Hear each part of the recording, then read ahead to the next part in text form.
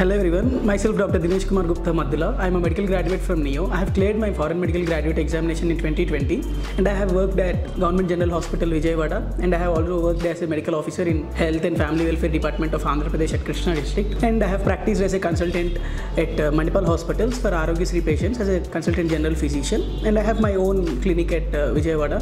I am a general practitioner and a diabetologist. I have continued my medical education in India with fellowship in echocardiology and fellowship in family medicine and fellowship in endocrinology and diabetology from Texila American University. What I have observed here is lack of clinical exposure who are being graduated at Indian medical schools compared to foreign medical schools.